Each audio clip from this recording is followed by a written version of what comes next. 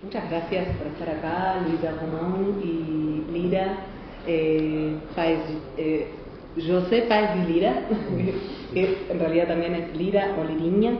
Es un honor enorme tenerles en el Instituto de Literatura Hispanoamericana, en este ciclo que está comenzando con ustedes, que es un ciclo que se llama Maestría en Diálogo, en el marco de la Maestría de Literatura Española y Latinoamericana. Un agradecimiento especial también para Sofía, que está acá detrás de escena haciendo el aguante, y las personas presentes. Y la idea de estar acá en el instituto es darle valor a la presencia de ustedes en esta ciudad. Realmente siempre es importante repensar qué conocemos de Brasil, ¿no? Y qué no conocemos de Brasil, que es mucho más de lo que conocemos, ¿no? Y además creo que es muy importante también repensar la idea de literatura hispanoamericana, que es lo que define este instituto. El otro día justamente estábamos conversando con Andrea Ostrov, la directora de este instituto, a quien también agradecemos, por supuesto, cómo esa idea de hispanoamericana también en un punto borra una América aviala y con otras también diversidades lingüísticas, corporales y de todo tipo. Así que también es interesante tener esta charla para seguir pensando en eso y particularmente pensar algo más puntualmente que tiene que ver con las oralidades, que es lo que nos reúne hoy, porque en general también, digamos, en el imaginario quizás más del sentido común, si se quiere, ¿no? Sobre Brasil se lo suele asociar como a una cultura oral, ¿no? Muy asociada con la música, pero no se sabe en general mucho al respecto. Tampoco hay tantas traducciones al respecto, porque también es una materialidad tan difusa y tan efímera y tan situada que se vuelve difícil esa circulación más material, ¿no? Y voy a pasar a presentar a las personas acá presentes. Por un lado tenemos a Luisa Romão, sería. Luisa es poeta, es actriz y es slammer. Ahora vamos a ver de qué se trata esto de slammer. Y es autora de varios libros. Su primer libro es Cocktail Monologue, es del año 2014. El segundo libro es Sangría, que es del año 2017, ambos editados por el sello, por la editorial Burro. Es una editorial, ahora nos contarás, también muy ligada al circuito y a la escena de los slams de poesía o slam poetry, ahora nos vas a contar.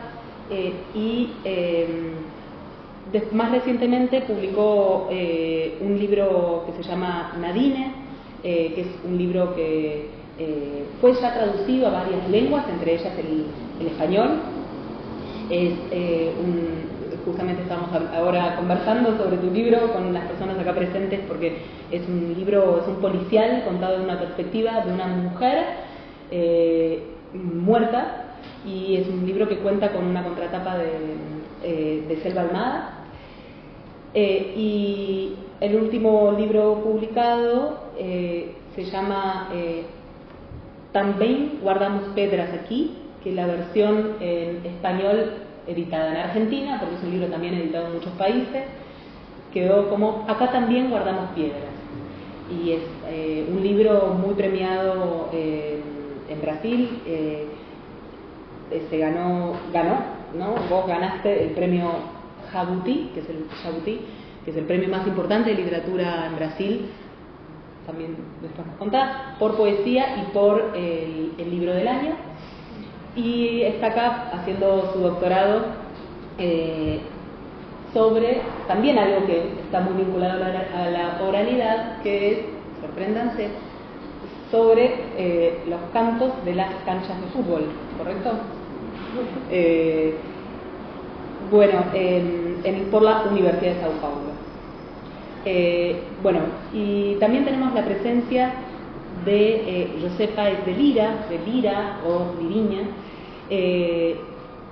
Liriña es del nordeste de Brasil, no situé a Luisa, que es de Sao Paulo, de una ciudad que se llama Arco Verde, Lira es conocido, por lo menos para mí venía de ese lado lo que yo conocía de su producción, por una banda muy importante dentro de la escena musical musical brasileña, que es Cordel do Fogo Encantado, ¿no? Cordel do Fogo Encantado, Cordel del Fuego Encantado. Y es una banda que se conoce como, quizás me equivoco o no, pero post-mangue, ¿no? Hay como un movimiento del mangue beat, y esta banda entra dentro de esa escena muy importante en Brasil y que quizás acá circula de manera menos masiva que en Brasil, porque en Brasil es muy masiva, en circuitos más que conocen la producción musical brasileña. Y es una banda que tiene que ver con toda la producción de Lira, ¿no? Que está atravesada por la oralidad, ¿no? Por la literatura, por la música y por la performance, ¿no? Esa producción sigue marcando el camino artístico de Lira al día de hoy. En este momento está llevando a cabo un espectáculo en Brasil que lo estuvo llevando hasta muy recientemente, que se llama José Páez de Lira canta Liriña, y está celebrando sus 35 años de carrera con toda una exploración alrededor de la oralidad, ¿no? Con una exploración de también no solamente trabajando con tu propia obra, sino con todos tus maestros, ¿no? De la oralidad y todos los poetas muy importantes de la literatura brasileña, ligados a lo que en Brasil se llama, y ahí también me gustaría avanzar un poco sobre esto, declamador, ¿no? Porque acá no hablamos de eso, ¿no? Hablamos de poetizar, hablamos de recitar, pero no hablamos de declamar, ¿no?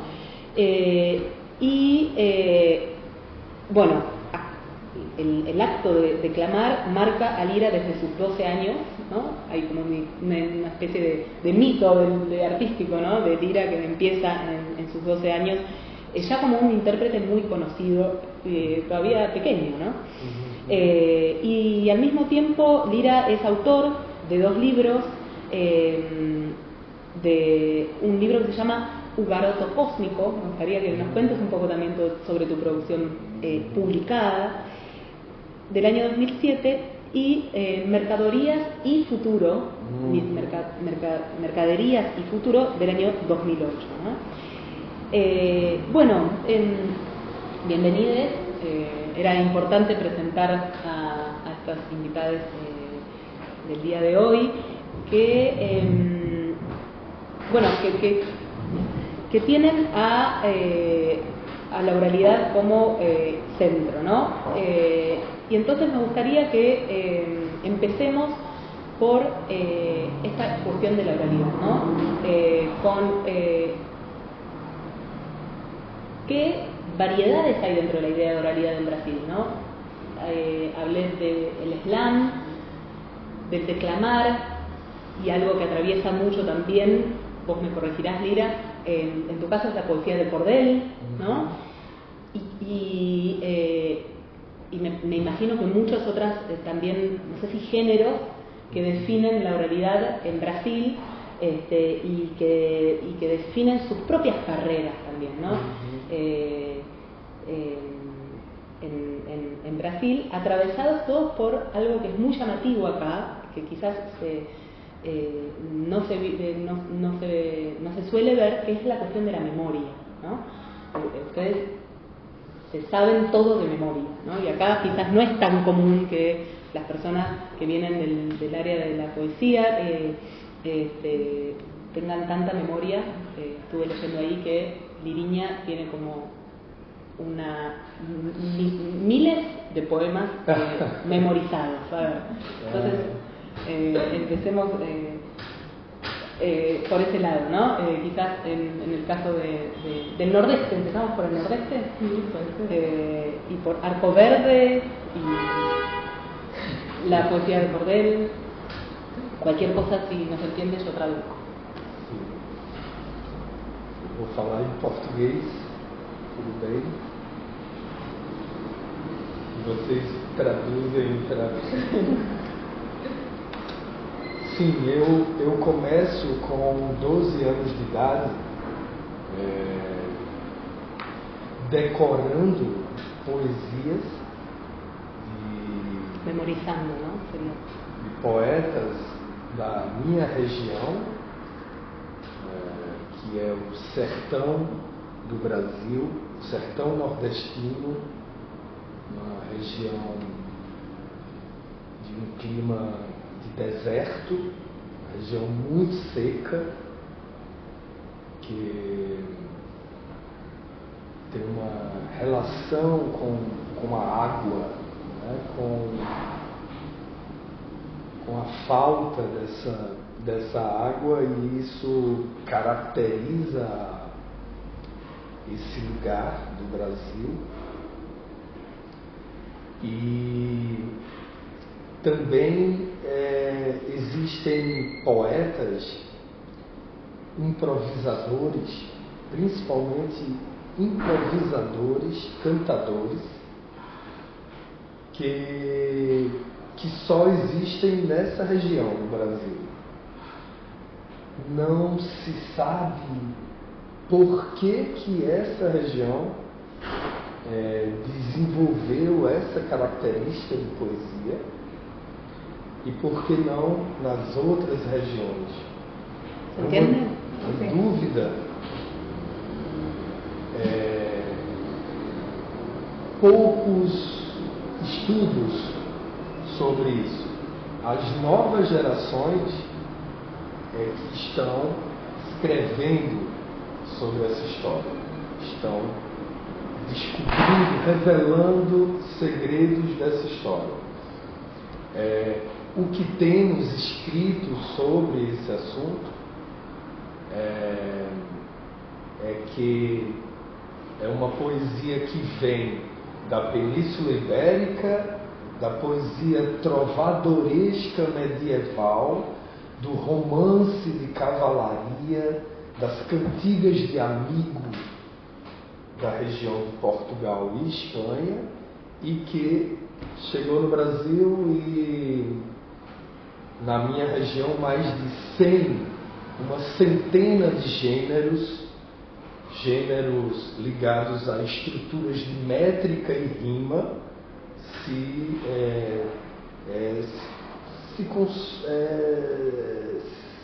desenvolveram, não é? Foram criados. As novas gerações questionam essa herança exatamente da poesia trovadoresca medieval. Começam a levantar as questões ligadas a uma filosofia indígena nessa poesia e também africana, dos países africanos. E isso nos aproxima mais dos segredos dessa construção, dessa poesia. É uma poesia que não está nos livros, ela também começa a ser registrada agora, mas ela é uma poesia que está na memória da população, das pessoas. As minhas poesias que eu digo que eu sei decorado desde os 12 anos de idade, que eu comecei com 12 anos, mais ou menos, elas foram decoradas por esse processo de oralidade. Então eram mestres, no meu caso, Zé de Cazuza, Patativa do Assaré, são grandes memorialistas que me falavam: a tal poeta em tal cidade fez essa poesia e eu ia decorando também e participando de uma sequência, de uma tradição de pessoas que decoram essas poesias e que dizem. Decorar é memorizar, né? Memorizar. Decorar, me dizem, os antigos me dizem que decorar é decoração. Decorar do coração.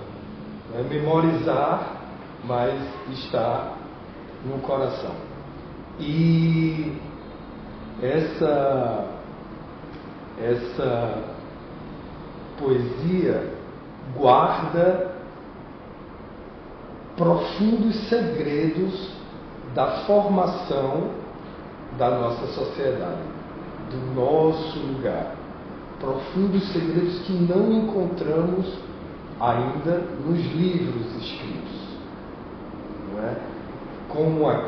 Como aquela região se formou, qual o pensamento dos primeiros habitantes.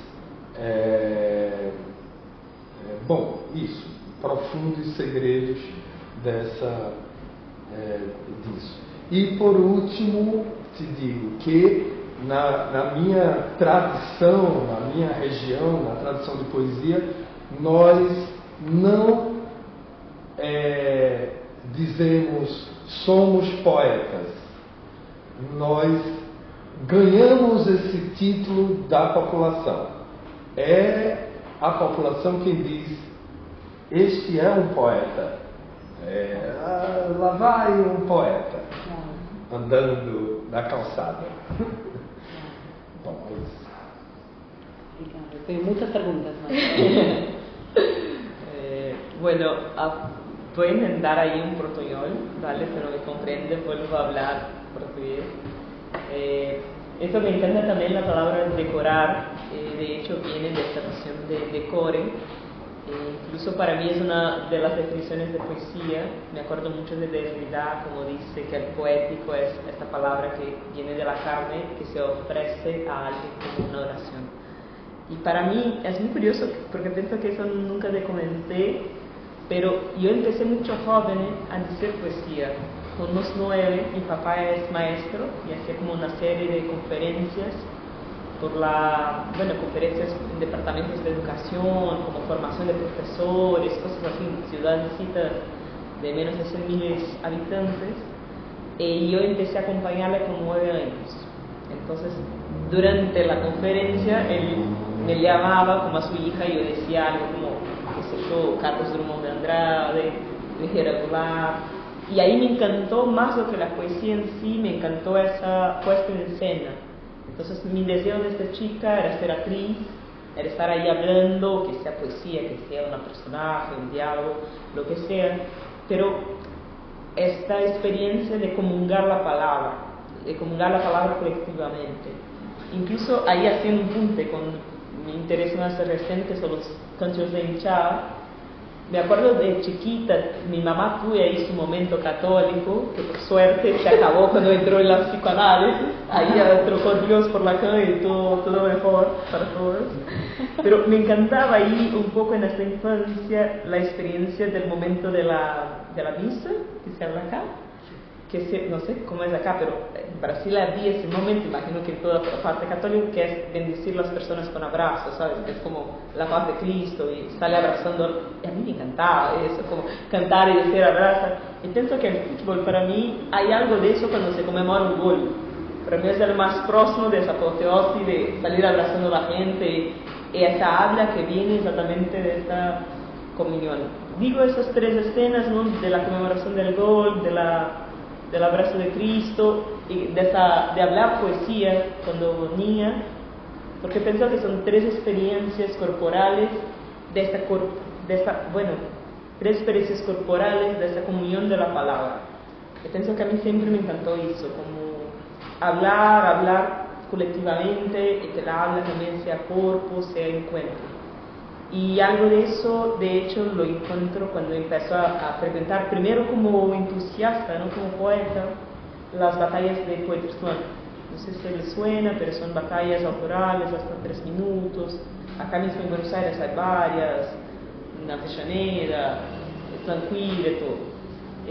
Y ahí me empiezo a desear estar en el centro. Pienso que a mí me causó eso, como a principio, ay, qué emocionante, ¿no? Los puntos, la dimensión lúdica, y ¿por qué no hablar? Entonces, preparo un poema para hablar, preparo otro poema, y cuando vi estaba publicando a principio para vender los libros también. Eso fue algo curioso. Diciendo para vender. Sí, diciendo, o mejor, publicando para tener algo que tener, que esto es algo que nosotros debatimos mucho, ¿no? Como, ¿por qué publicar un libro? ¿En qué momento hacer ese tránsito de la oralidad para la escritura? Y para mí fue muy temprano. De manera que mi primer libro, hoy le veo y digo, bueno, qué bueno que hiciste, fue importante publicarlo, pero fue muy precoz. Era como casi un juego, no tenía esta dimensión, voy a publicar un libro. Era, bueno, ¿por qué no? Acá están los poemas que acabé de utilizar en la batalla. Como, no fue algo pretencioso en ese sentido. Que hoy creo que es un poco distinto para mí, obviamente. Bueno, voy a publicar un libro, se fuera un poco más de peso importantemente. Así que, para empezar... Esa era una de las preguntas que tenía, ¿no? El tránsito me quedan un par de palabras en la cabeza, que es esta idea de decorar, ¿no? Que para nosotros significa otra cosa, decorar, ¿saben lo que es? No. La decoración, es decorar de decoración, ¿no? De arreglar un espacio, de ponerlo más bonito. Y después la otra palabra, encantar, ¿no? Son como dos palabras que en definitiva definen un poco lo que hacen ustedes, ¿no? Bueno, son encantados. Decoração. Decoración.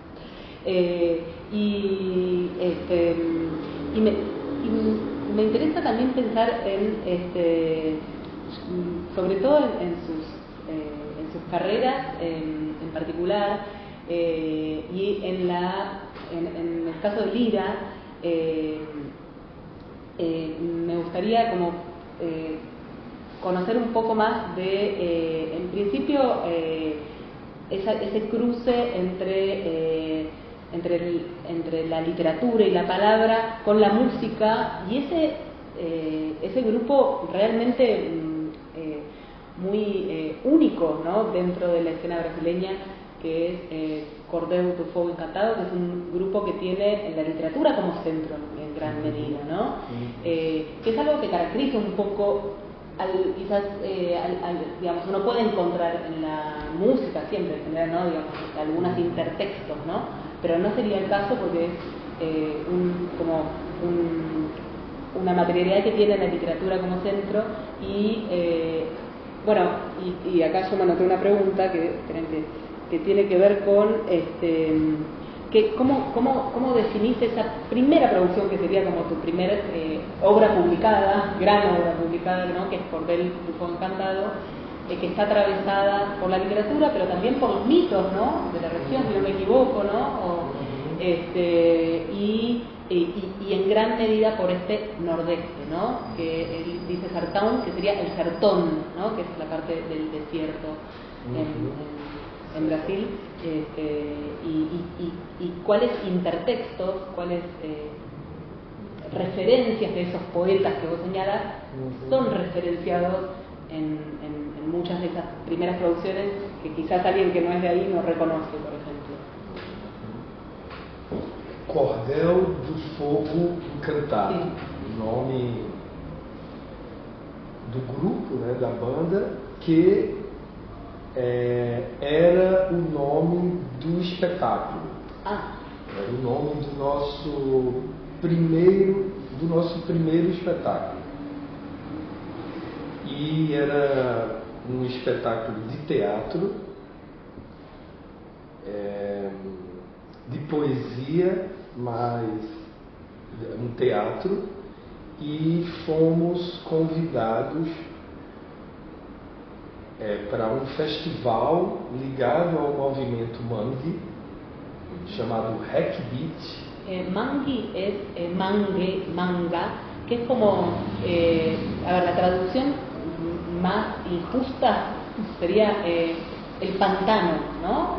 Porque tiene que ver con cierta, como, es muy ecocrítica, ecoliteratura, ¿no? Porque tiene que ver con... Estuário, lugar... donde la agua, como en general son partes del río, de la margen del río, donde la agua sube y baja, y ahí cuando baja se queda la arena húmeda, en general más oscura, ¿no? Y tiene como cangrejos, no puedo con esa palabra, cangrejos, hay ese movimiento musical que recuperó mucho para sí la imagen del mangue como parte de la identidad de Recife, que es la capital de Pernambuco. Mas antes do movimento mangue, existe poeta brasileiro chamado João Cabral do Melo Neto. Que acá probablemente lo conocen porque... João Cabral, que escreveu o poema mais importante sobre o mangue, que é o Cão Sem Plumas, o nome do poema. Que tiene una traducción. Sim. Mucho. As metáforas, Sim. as metáforas do mangue, esse mangue como lugar de diversidade, lugar de morte e vida, não é? Lugar de lama, pântano, mas que fundamental para a vida marinha, inclusive o equilíbrio desse lugar. Essas metáforas foram desenvolvidas por João Cabral. Mangue, que era también pernambucano. Ahí tiene una marca fuerte, ¿no? De literatura pernambucana. Exatamente.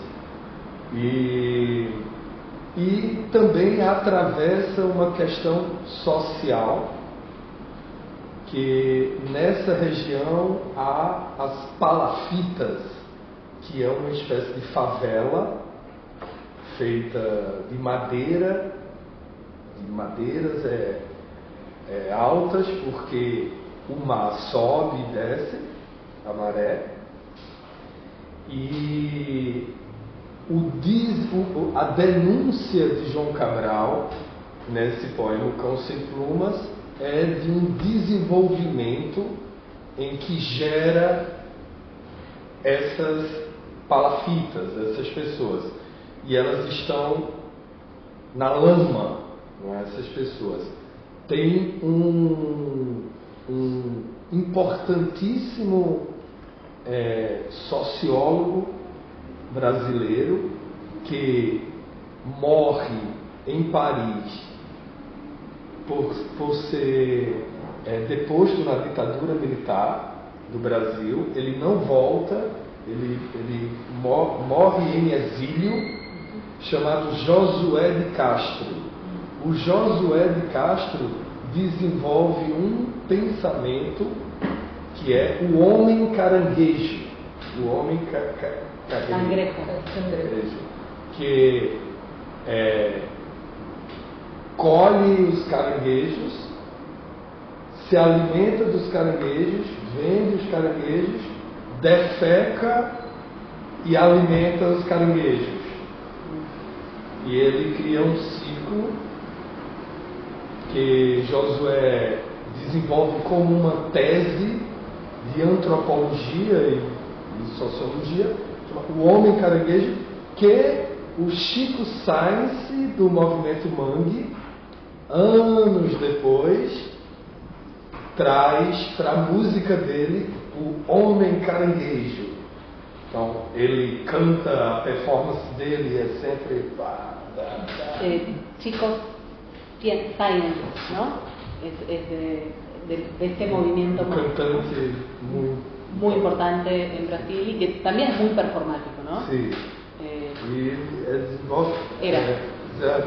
O movimento mangue, uma antena enterrada na lama, E ele começa a desenvolver isso. Então, o Cordel do Fogo Encantado vai para o Reykjavik e o nome do espetáculo vira o nome da banda. Viramos uma banda, que não era uma banda. Então, Cordel do Fogo Encantado. Cordel da literatura de cordel, que é uma literatura dessa poesia pendurada em cordões, fogo encantado. La poesía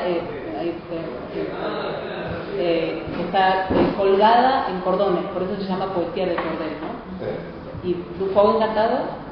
Fogo, o símbolo da nossa região, o sol, a seca, e o encantado é o mágico.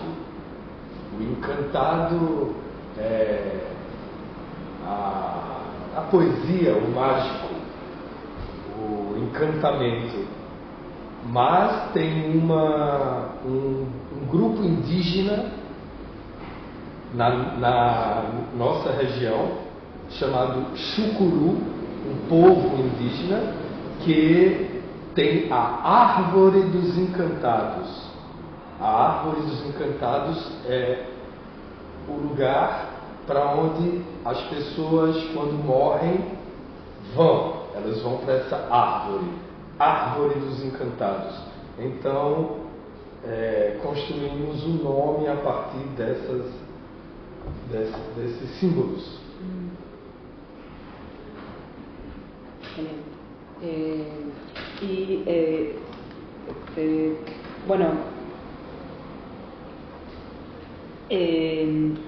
Bueno, y al mismo tiempo,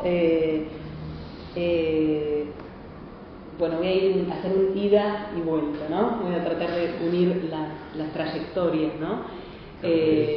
Al mismo tiempo, digamos, hay otro Brasil, ¿no? Digamos, que también fue muy influido por ese Brasil pernambucano, porque sin dudas ese otro Brasil que me estoy refiriendo es el Brasil de San Pablo, en donde también hay una gran población, ¿no? de personas del nordeste, muy atravesadas por la oralidad, en el cual surge tu figura, que es dentro de la literatura contemporánea brasileña, la poesía, es bastante inusual, porque si bien dentro de los, digamos, hay muchos Brasiles, ¿no? En el Brasil que se conoce es el Brasil de los circuitos quizás más ligados al libro, al objeto libro y a la lectura, ¿no? Y demás, y ahí surge tu figura con oralidad ligado al movimiento de los slams, que me gustaría que cuentes un poco de qué se trata, ¿no? Porque acá realmente no se conoce de qué se trata ese movimiento, y cuál es tu lugar hoy frente a ese movimiento, y cuál es tu lugar hoy frente a la poesía, y en qué medida se relaciona tu producción con esa escena, ¿no? Que también, digamos, tenemos toda esa escena y tenemos toda otra escena que se viene gestando, y de dónde viene también, ¿no? Porque está bien, slam quizás es en inglés, de slam, y viene de Estados Unidos, ese movimiento de poesía, pero en Brasil es otra cosa, ¿no? Está atravesado por otros movimientos también, ¿no? Bueno, sobre la cuestión de San Paulo, creo que después si queréis hablar un poco más sobre esta migración, es algo mucho fuerte también, porque San Paulo es sí la mayor ciudad de Brasil, la mayor de Latinoamérica, creo yo, que pasó un poco Ciudad de México.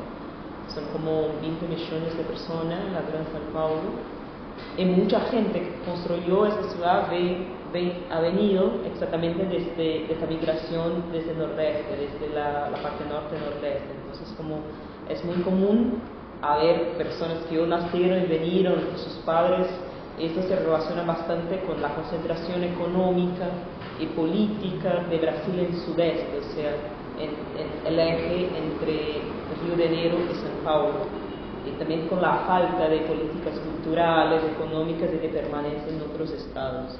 Entonces, como San Paulo es lo que es, porque sí ha recibido durante mucha gente, los trabajadores quisieron esa ciudad lo que es.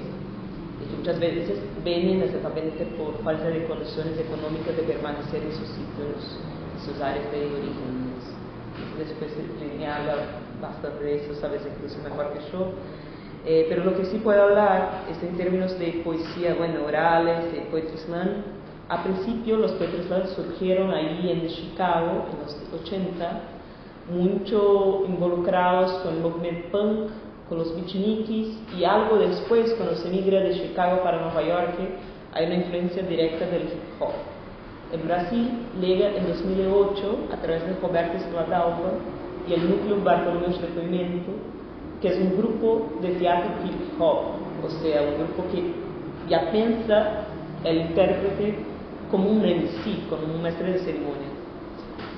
Y tiene ahí sí un vínculo muy fuerte con el rap, el hip hop, pero también con una otra escena de poesía que se pasaba principalmente en la periferia de la ciudad, que son los saraos. Los micrófonos abiertos y toda una poética de la oralidad que ya estaba ahí en los años 2000. Los slams catalizan eso de manera bastante fuerte. Y ahí entre 2008 y 2014 todavía tenemos una escena solo en San Paulo, y después de eso se esparrama por todo el país. Y es curioso percebemos que hay un paralelo, que cuanto más el slam crece en términos de cantidad de comunidades como de estados donde hay comunidades de slam, acontece en paralelo con la subida de la ultraderecha. Entonces, el año que tenemos un mayor aporte de comunidades en términos numéricos y geográficos es el año donde Dilma sufre el golpe. Eso fue en 2016. Y de ahí se va creciendo la cantidad de todo hasta la pandemia. Obviamente con la pandemia la cantidad de comunidades cae un poco y todo.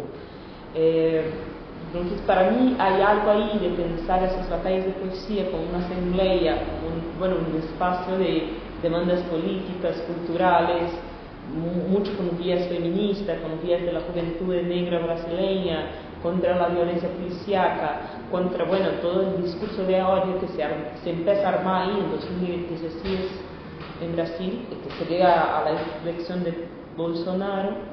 Esto como una respuesta, ¿no? Una frente a todo eso que se pasaba políticamente. Yo estuve involucrada eso por 10 años, empezó a frecuentar en 2013, en 2014 batallé mucho, llego a ser vicecampeona brasileña. También hay una transformación de mayor participación de mujeres, de personas, de disidencias sexuales a partir de 2018, 2017 también. Ha hecho una maestría sobre eso, que fue como pienso, hasta porque estamos acá en el ambiente universitario, una forma también de retribuir todo ese tiempo que estuve involucrada, porque después, trabajé como comunicadora, como Islam Master, como todo lo que puede pensar, pero ahora estoy un poco más alejada.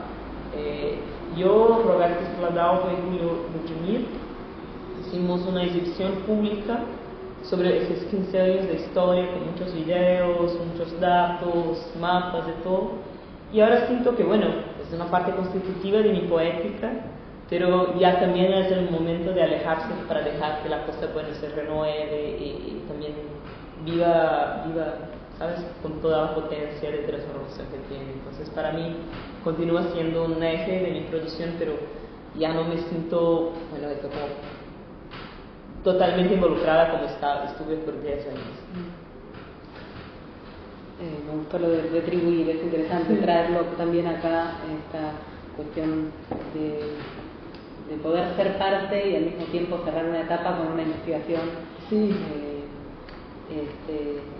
Y hablando de investigaciones, yo estoy absolutamente queriendo investigar el mangui y todo eso, porque lo cierto es que mientras escucho a Lira, pienso algo que me voy a alejar un poco de la pregunta que tengo preparada, pero pienso cómo acá, en cuanto, no solo acá, quizás estoy equivocada, pero cómo sobre el nordeste se conoce del sertón, ¿no? Toda la literatura más del sertón y no tanto el mangui, ¿no? De hecho, acá probablemente haya un analfabetismo absoluto sobre lo que es el mangui, sobre toda esa cuestión vinculada a ¿qué sería más? Recife sería, ¿no? Toda esa zona, y me lleva a pensar en la importancia de como hacer una iniciación, ¿no? Sobre una cosa más ritualística, ¿no? De conocer más sobre ese lugar, y ahí pienso hasta qué punto tu producción en libro dialoga con esta literatura escrita que se conoce digamos, de João Cabral y cuántos otros, el profe Euclides, ¿no? ¿No era Fernando Cano? ¿De dónde era? Sí. Não era. O que Euclides cruza essa história é que ele escreve um livro sobre um massacre nessa região, né? Mas ele era um correspondente de um jornal do Sudeste. Sim. De um jornal de São Paulo, do estado de São Paulo. Ele vai cobrir a guerra e ele registra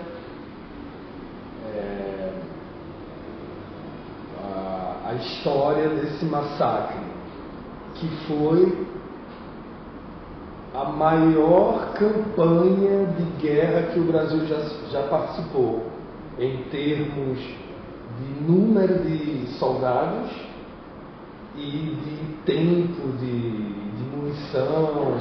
Hasta el día de hoy, estamos hablando del siglo XIX. 1894.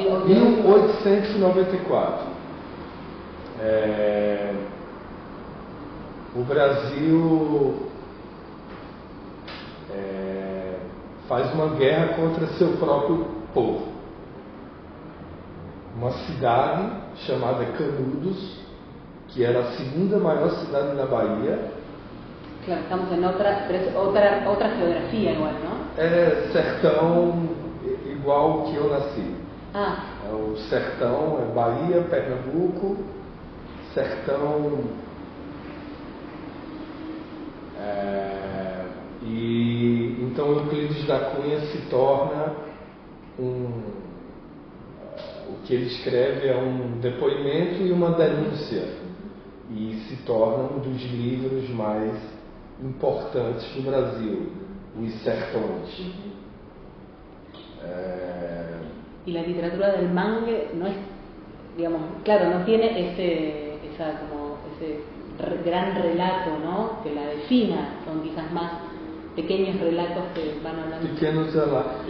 Interessante que eu falei no começo sobre que as novas gerações começam a reescrever essa história ou escrever o que ainda não foi escrito. Isso é muito importante, que agora se recupera uma poesia uma poesia de cordel, da literatura de cordel, de um vendedor que andava em tropas de animal, de burro, não sei como chama, tropas, os tropeiros, que vendiam mercadorias com cavalos, os tropeiros. Hoje tem muito aqui no Rio Grande do Sul, enfim. Ainda tem, aún se ve en el paisaje urbano ainda. E sobre Canudos, né? Então surge um poema, uma poesia de uma pessoa que estava no Arraial de Canudos, na cidade de Canudos, durante a guerra, e se recupera essa poesia, uma poesia longa, que é um documento talvez mais importante do que o de Euclides da Cunha. E qual é o nome del autor? Eu não lembro o nome. Foi um material de arquivo que encontraram? Coisa de 10 anos para cá. E essa poesia, ela é na ótica da cidade. Então, ele fala sobre os habitantes da cidade, sobre como eles se organizavam na resistência ao exército brasileiro. E Euclides da Cunha está com o exército. Então ele, inclusive Euclides da Cunha nunca entrou na cidade. Ele escreve tudo num livro dessa grossura, vendo a cidade de longe, né? A distância. Então, ¿y por qué? Quizás es una pregunta que ya se va pero ¿por qué pensás que la literatura sobre los sertones tiene quizás más fortuna crítica y más resonancia también en otras bibliotecas más allá de Brasil que toda la literatura del mangue y ese otro paisaje también, ¿no?, de la región? não entendi. Por que a literatura sobre Canudos tem mais produção sobre isso do que uma literatura sobre o mangue? Assim, Canudos foi um massacre muito grande. Alguns estudiosos, algumas pessoas que estudam dizem que tinha 30 mil habitantes a cidade. Esse poeta diz que tinha 15 mil, metade, mas é muita gente.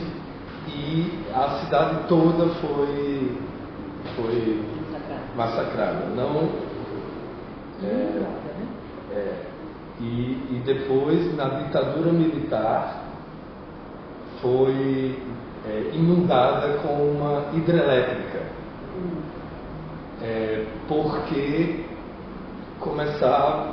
nunca deixou de ter uma peregrinação a essa região. Entende-se como um exercício, uma experiência de coletivo, de uma cidade sem as leis oficiais do Brasil, com leis próprias. Interessante que Canudos ficava no alto da favela, a região geográfica, alto da favela. Favela, uma vegetação, uma planta, não é? Que é emaranhada, que é toda emaranhada. As primeiras, quando isso acontece, coincide com a lei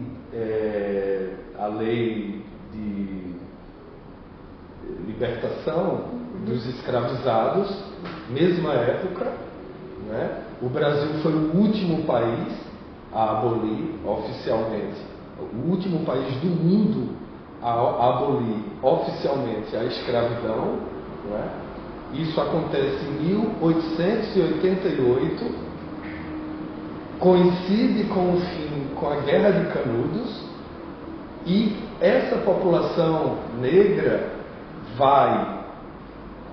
e a população do Nordeste, dessa região seca, vai para o Rio de Janeiro, começa a ocupar os morros do Rio de Janeiro, e até hoje chamamos de favela, porque a imprensa identificava semelhanças com o Arraial de Canudos, e a mesma imprensa de Euclides da Cunha, que ele era um jornalista. A favela, enfim. E, por último, te digo que é muito interessante acompanhar que esse massacre no Rio de Janeiro semana passada, que não sei se vocês acompanharam, daqueles corpos, é muito parecido com as imagens que temos de Canudos. Tanto os corpos no chão, como aquela mesma formação geográfica e uma mesma Corpos assassinados. atitude do governo. Não se conversa, não se entende aquela região, aquela situação e escolhe o caminho do extermínio, da violência, do massacre. Uau, que leitura. Na poesia que eu faço de criança, essas denúncias já apareciam. Quando começou e são poemas que você ainda continua declamando? Sim, alguns deles sim. Wow. Vou fazer una pregunta, unas últimas preguntitas y después ya, si quieren, pueden hacer ustedes. Ya me imagino que hay interés ahí, conociendo. Me interesa pensar entre las tantas preguntas que tengo y el entusiasmo, ¿cuál es el camino en el caso de Luisa, por ejemplo, que también es bastante fuera del común, ¿no? Y muy llamativo, y es lo que también hace que sea tan popular, en definitiva, ¿no? Tu producción, el camino de los libros a la puesta en escena, ¿no? Porque ya no se trata más de una escena slam, sino que es los libros de Luisa. Acá también guardamos piedras. Por un lado, más recientemente Nadine, se volvieron espectáculos en donde la tienen a Luisa como la poeta que declama, que recita, digamos, cuál es también ahí, que poetiza, cuál es ahí también la traducción que quizás a nosotros desde esta casa de investigación nos interesa explorar, ¿no? Como, cuál es el camino del libro al espectáculo, si el libro ya fue concebido más allá de la letra o no, y siendo además que son libros que son, digamos, son historias, pero al mismo tiempo tienen todo un trabajo poético que a uno les parece muy difícil pensar cómo esto puede salir de la lectura, del tiempo de lectura, ¿no? De poesía.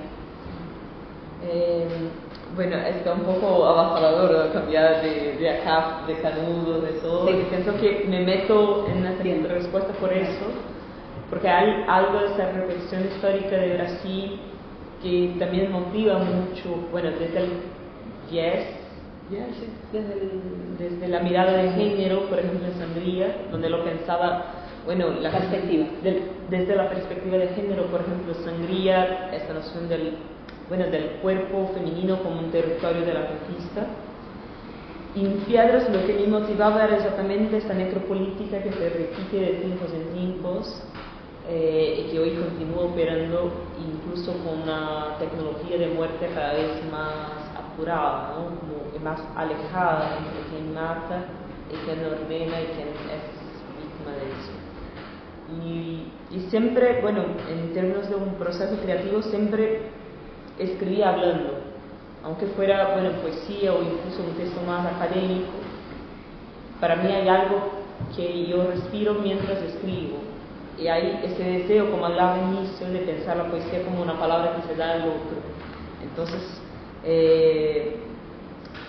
sí, pienso que casi todo lo que hago intenta ser una puesta en escena futura. Y en caso de Nadine, por ahora que estamos, pienso que lo que más me está gustando hablar de esto, porque estoy metida en el proceso creativo, es, bueno, no sé si sabe o no, pero es historia de una chica que fue violada, asesinada, y que busca ella misma, como una difunta, recuperar lo que se pasó. Y pensaba, bueno, ¿cómo poner esa escena? Porque también soy solo un cuerpo, no puedo ser un cuerpo universal que se puede hablar todo. y estamos pensando mucho por la idea de documentos sonoros. Entonces, esta incluso es una colaboración nuestra. Lira está haciendo toda la parte del paisaje sonoro y estamos con muchas voces de muchas personas. Entonces, hay poemas que lo que estoy pensando conceptualmente es la voz de esa narradora del presente, de esa Luisa, de esa poeta del siglo XXI, que encuentra esos documentos en algún sitio y va a intentar descubrir al fin quién fue esa Nadine, más allá de la mirada de lo periodismo, la mirada revictimizadora que la prensa, que el senso común en general como encuadra esta cuestión, ¿no? Entonces estoy ahora intentando descubrir eso, así como ya que la forma del Petri Slantis en 3 minutos habla directo, ya no me comporta, ya no hace todo el sentido en mi momento, cómo colocar en escena este tema y cómo dar cuenta de una representación de la violencia sin que sea una doble violentación. Yo pienso que esto, cuando hablamos de estos temas bastante sensibles, ya hay toda una iconografía de la violencia que es muy, que muchas veces más intenta chocar que hacer pensar sobre las razones que le dan a esto. En Nadine estaba muy fuerte, tanto en los poemas, cuando intento recuperar ahí toda una serie de películas donde la violación, el feminicidio están muy evidenciados, quase como un sadismo visual. Y cómo es posible hablar de esto en otros términos. Y pienso que ahí sí la imaginación, la escucha, este juego de palabras que estamos intentando hacer, propone otra relación con el tema. Entonces, algo por ahí. Claro, es verdad, esta imagen que trajo Lira de todo ese relato estructural que vuelve, está muy presente en tu literatura, ¿no? Es verdad, tendría que haber hecho esa pregunta, pero gracias por responder, porque tu libro Sangría también va por ese lado, ¿no? Que es Brasil, ¿no? El primer libro. Y me gustaría aprovechar a las personas acá presentes que conozco también y que sé que les puede llegar a interesar todo esto que estamos conversando y pueden abrir nuevas preguntas, a que también hagan sus comentarios, sus preguntas, aprovechando que estamos acá. Pienso que quizás la cuestión, viendo acá el paisaje ya no sonoro, sino de las personas, puede llegar a interesar también la parte de literaturas indígenas, ¿no? Mencionada y bueno, y de las cuestiones no tan lejanas vinculadas con la violencia y con nuestro territorio y demás. Así que les invito a que hagan preguntas si tienen y dale. Yo quiero hacer 2 preguntas. La primera es, ¿cuál es el lugar del otro o de los otros en esa oralidad? Lo digo porque nosotros desde la tradición del escritor, el escritor está separado del otro que escribe para una ausencia. Si bien hay una dedicatoria o por ahí una intención de dirigir esa escritura a alguien, siempre es la escritura en ausencia. En la performance, en la declamación, pasa otra cosa que es el otro o los otros presentes. Entonces, desde su lugar de artista, ¿no? ¿Qué lugar le dan al otro o a los otros también, pluralizarlos, no es exclusivo? ¿Cuál es el lugar que ocupan en este proceso creativo también? Qualquer o outro tem a sua posição, porque em geral, na literatura você escreve no máximo uma dedicatória para alguém, mas é algo que está muito calejado. Qual que é a importância para você, dentro das poéticas da oralidade, esse outro? Sim. Lo traduzi? Importância máxima. Eu comentei sobre que é o outro quem diz que somos poetas. Na minha tradição de poesia, eu não tenho o direito de dizer eu sou um poeta.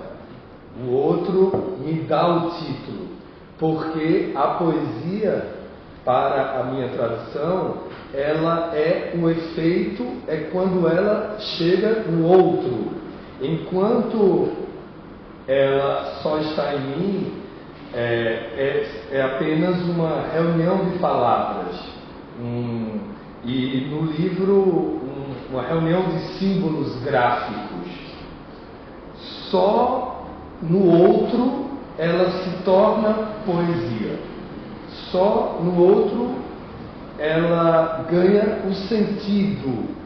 Então, eu até lembro que quando comecei profissionalmente a viajar, eu entendia que a minha escola era atingir o aplauso do outro, era conquistar o sorriso do outro, quando o objetivo era fazer sorrir.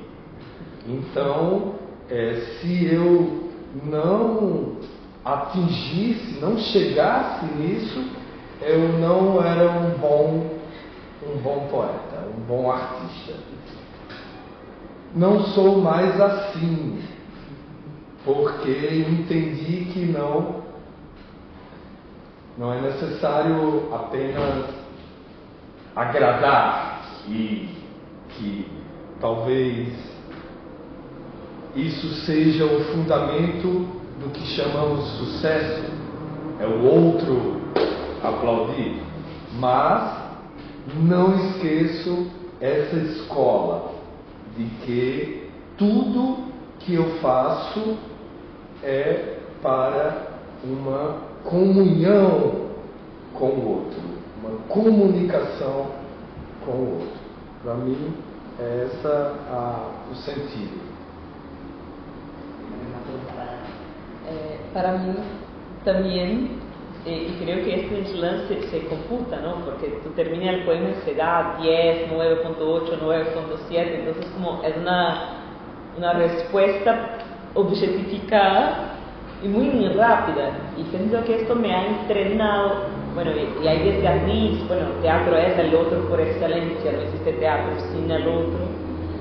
Hay algo que es una percepción de la recepción junto con la producción. Y esto siento que cuando se publica se tiene disociado. Y hay algo que me agobia mucho de esto, que pensar, bueno, la persona puede leer el libro de aquí, qué sé yo, 30 años, pero yo no soy la misma, y va a leer una versión de mí, y siento que en la oralidad tú también tienes más permiso para ir cambiando la obra. Hay poemas que digo a 10 años y los voy cambiando también, o dejo de decir cuando ya no hace sentido. Hay algo que es lo que Roma mismo dice, ¿no? Del libro como una caja fúnebre, ¿no? El libro como, y dice eso de una forma muy bonita, pero como un túmulo, ¿no? Porque ahí está y ahí ya no te pertenece. Pero últimamente tengo también pensado que hay cierta poesía en eso, de que te puede conectar con alguien de 300 años atrás, y que pienso que hay algo, porque la conexión inmediata con otro también tiene sus modos de apropiación mercadológica, del suceso, de la fama, entonces empieza a hacer para el otro porque es lo que el otro espera de ti. Hay algo también, pienso que la escritura no es toda mala, pero te puede dejar que las cosas un mensaje para un otro, ¿sabes? Entonces, pienso que hay una cierta ambigüedad en esta relación, pero seguro que vengo del teatro, que es la arte por excelencia de dialogar con alguien. Hay algo por ahí que tengo pensado, ¿sabes? Interesante. Y otra pregunta más, que es, bueno, ¿qué pasa con el dolor? ¿Cómo lo atraviesan particularmente desde sus artes, teniendo en cuenta la presencia de este otro o de esos otros? Como que para você atravessa a dor, tendo em conta a presença desses outros. Y pregunta cuando habla con alguien que ha pasado por ese dolor, o cualquier tipo de dolor, pero sobre todo el dolor colectivo, pensando en lo que dijo Lira sobre Canudo, sobre esa memoria que lleva el dolor de acontecimientos pasados. ¿Y qué sucede con eso en el momento de desarrollar este arte dentro de ese marco colectivo? Bueno, puedo arrancar con eso. Piedras, por ejemplo, yo te contesto primero con una anécdota que siento que soy siempre la persona que acaba con la fiesta, es en general así. Entonces, como algunas veces, como por favor no me llames bla bla, porque el clima se va a bajar, vamos a hablar de necropolítica, de desaparecidos políticos, de violas, como se va a bajar. Pero al mismo tiempo hay algo que pienso que lo intento hablarlo no desde la espectacularización o desde la catarsis, y ahí tengo una formación muy ética, como, bueno, como Brecht lo dice, sabe, como no exponer el dolor para dolar nuevamente, pero sino para entenderlo críticamente, y ahí imagino que hay un potencial quizá de transformación del mundo. Entonces pienso que no quiero, es muy raro que yo me emocione, por ejemplo, y lo intento, hay presentaciones de piedras que lo imaginaba así como tiene que domar el caballo, porque no es por la emoción, no es por la catarsis, no es por eso, sino por una comprensión seria y responsable de lo que estamos hablando. Intento hablarlo desde ahí. Obviamente que, por ejemplo, tuve un grupo de teatro que hicimos la encenación de Chicas Muertas, la puesta en escena de Chicas Muertas de Selva, y ahí, bueno, algunas veces preferíamos que sí, es un tema, no sé si han leído el libro, pero es al mismo tiempo muy épico el libro. Selva lo habla desde una distancia que siento que lo resuelve de forma muy, muy genial, ¿no? Y ahí sí sentimos eso, el límite también del otro y de la otra, y obviamente lo avisamos de antecedencia de que se va a hablar, pero también hay algo de cómo se va a recibir que es del otro y de la otra, así como pienso que también cuando nosotros creemos no tenemos control también de esta recepción en vivo, ¿sabes? Eu acredito que todo poeta, todo artista, todo escritor vem de uma escola. A minha escola, o poeta, qualquer coisa que faça é entretenimento, prazer, testemunho e denúncia. Sempre. Qualquer coisa. Porque a dor é a dor do mundo, é a dor dos outros. O poeta, ele é um representante, não é um tradutor dessa dor do mundo, dessa dor do coletivo, que ele é escolhido como poeta. Ele ganha esse título, não é? Então, eu sinto assim, mas é uma escola minha, que nas escolas nós também quebramos, rompemos com as escolas. Na minha trajetória de música, eu rompi um pouco com a minha escola primeira, com a minha primeira escola. A música é mais comercial, mercadológica. Então, mas eu não jamais esqueço essa função de ser uma antena e ser um representante de uma comunidade, de um coletivo. Antena, nuevamente viene la antena, ¿no? Esquecer es olvidar. Wow. Patativa da Saré. Patativa da Saré, que acá no conocemos mucho, es un poeta. Patativa da Saré é um poeta que fala sobre a luta pela terra, a questão agrária. Ele não estava nos livros e não está nos livros oficiais de literatura brasileira. Não estudamos Patativa da Saré nos livros oficiais, mas eu fui convidado para conhecer uma escola do movimento dos sem terra.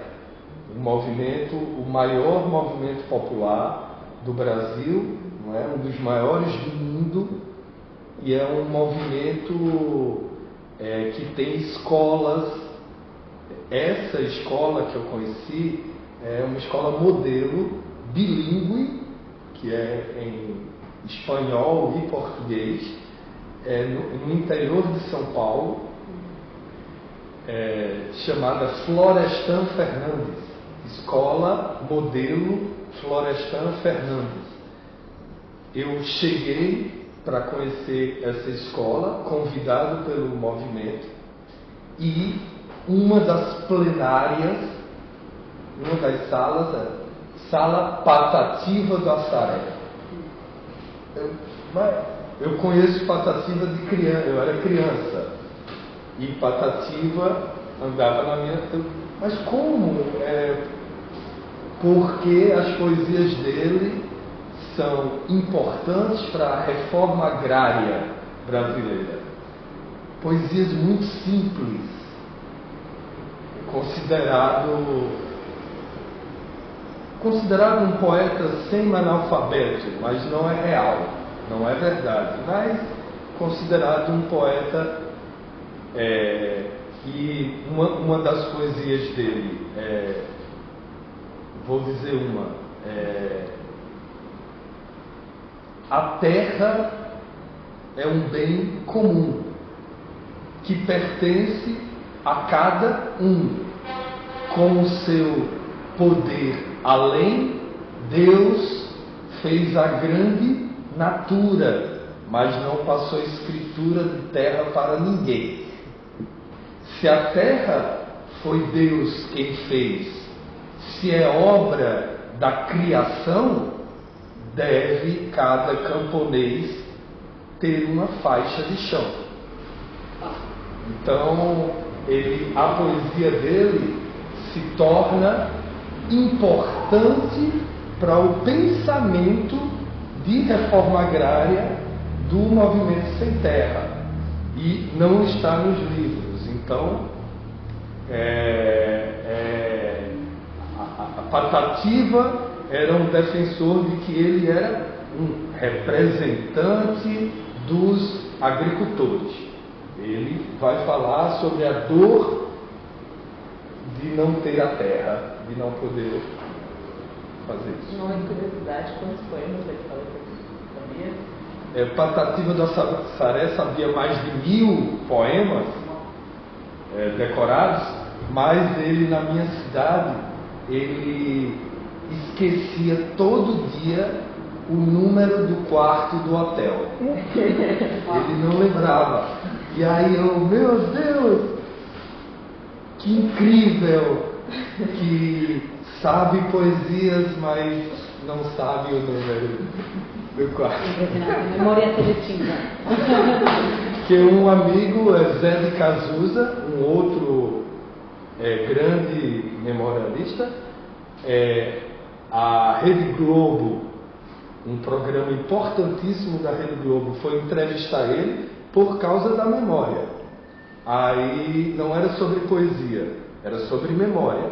Aí disse, qual a diferença de Zé de Cazuza para um gravador?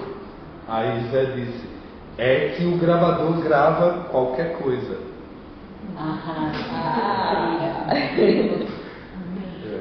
¿Y a su memoria guarda cuánto? Ah, ¿Tiene un número? Não. Esqueci meu nome.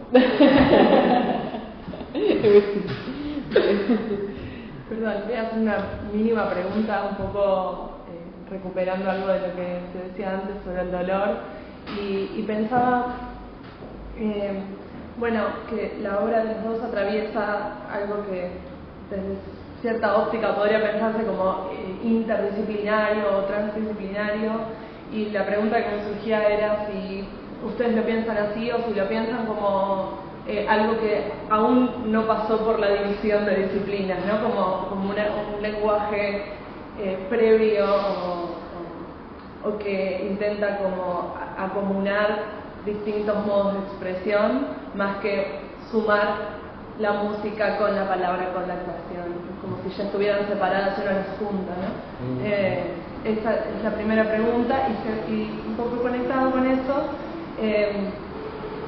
iba a ser la pregunta inversa a la que hiciste, Lucía, que era ¿qué pasa cuando todo eso que se fue transformando durante tantos años en presencia, con el cuerpo, con la voz, con la presencia del otro, tiene que pasarse a lo escrito, ¿no? Y qué tipo de trabajo demanda eso, que por un lado pierde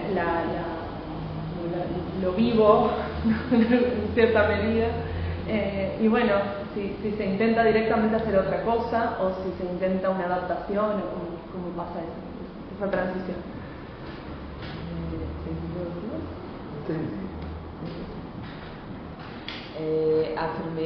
La primera sobre la interdisciplina, sí, creo que esta división es muy artificial, ¿no? Como esta es literatura, esto es propio de teatro, esto es música y todo más.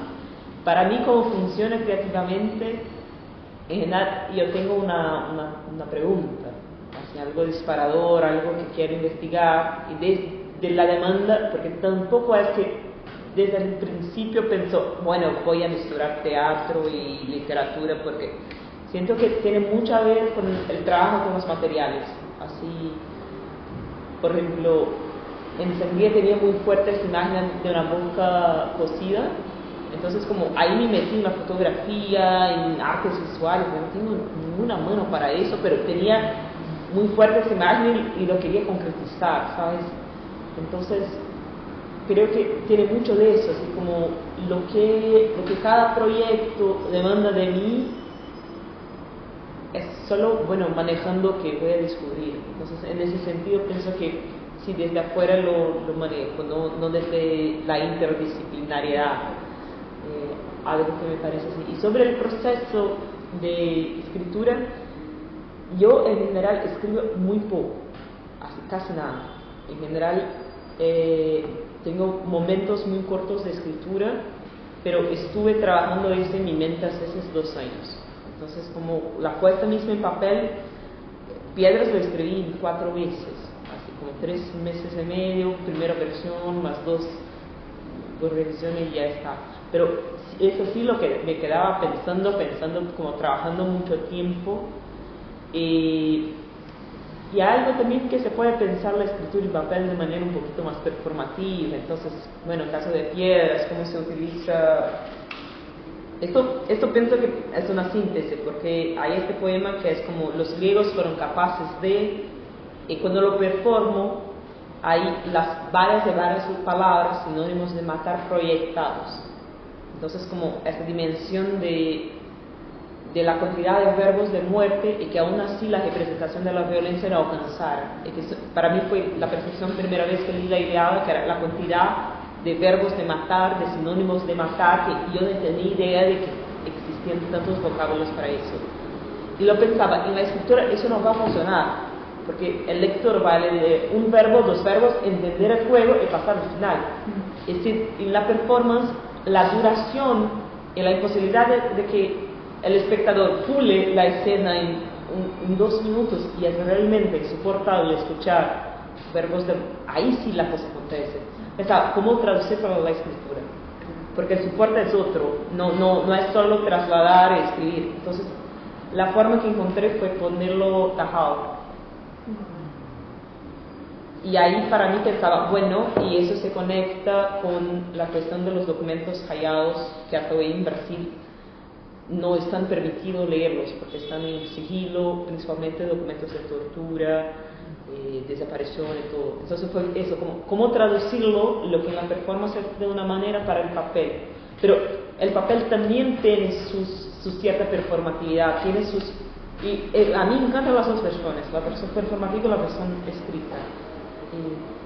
Entonces a mí me funciona un poco así. Eu penso que o teatro provoca essa disciplinariedad. O Eu fiz teatro com 16 anos. Comecei a fazer teatro. E o teatro, música, literatura, performance. Interessante, teatro você e eu. Isso, e sobre o livro, os poetas da oralidade, eles se sentem muito importantes quando registram, escrevem as poesias, né? É como se agora, mas sempre muito conflito com isso. Eu lembro que alguns poetas diziam: o que uma crítica, né? Tal poeta tira do livro e coloca na cabeça. Eu tiro da cabeça e coloco no livro. Essa é a ideia. Mas, bom, acho que, como falei no começo, as novas gerações começam a registrar em livro esse acervo da oralidade. Y para mí es importante. Que hay un trabajo de traducción ahí, ¿no? Y de edición, ¿no? Ahí como, Y es, por ejemplo, Miroda Muribeca, que es un poeta también de Pernambuco. Su biógrafo ahora, ya falleció, su biógrafo ahora estaba diciendo de la dificultad de editar algunos poemas que solo tienen registros orales y que tienen 3 versiones. Sí. ¿Cuál elegir? Porque él, a perceber, bueno, este público está muy enamorado, está conmigo, lo voy a hacer la versión más extendida. No, este público ya se empieza a dispersar, voy a cortarlo. Eso creo que nosotros también, nuestra práctica, yo como enfermero, bueno, estoy viendo que ustedes ya se fueron, los pensamientos, me voy a tomar un gancho, lo voy a editar, lo puedes ampliar, buscar un ritmo. Eso todo parte del poeta oral, es jugar, ¿no? Y obviamente si la persona está viva puede hacer este trabajo de traducción, pero también pienso que muchos artistas de la oralidad, no solo poetas, porque ahí pienso en Estela do Patrocínio, que tenía muchos audios grabados en un contexto de internación psiquiátrica. También hay algo ahí de esta relación tensa, que es como pensar después en traducir eso. ¿Qué quedaste? ¿Con cuál versión del poema tú eliges ponerlo en el papel? ¿Cómo tú lo pones en papel? ¿No? ¿Cómo se transforma eso en cuestiones? Estela Patrocinio está haciendo una traducción en el laboratorio de traducción de la UNI. Y bueno, no sé si quieren hacer alguna otra pregunta. Yo me quedo con un montón de preguntas, pero me las guardo para futuros encuentros en el instituto. Les quiero agradecer especialmente en nombre de todos, en nombre del instituto, en nombre de todas las personas que hacemos este espacio, que estamos acá sosteniéndolo con mucha orgullo y mucha dificultad también, así que es muy valioso que ustedes estén acá porque también es una forma de apoyar estos espacios que están siendo tan agredidos y que lamentablemente no está habiendo mucha repercusión, pero que ustedes vengan acá es un montón, así que gracias y estamos muy felices también de que haya quedado grabado este encuentro porque así lo pueden aprovechar. Con el grabador, ahí hablando de... y bueno, y vuelvo a agradecer entonces a Sofía por estar registrando el encuentro. Y bueno, y les invito a que hagan comentarios, en todo caso, quienes vean esta charla, así tienen acceso a hacer más preguntas y demás. Gracias a quienes vinieron también. Bueno,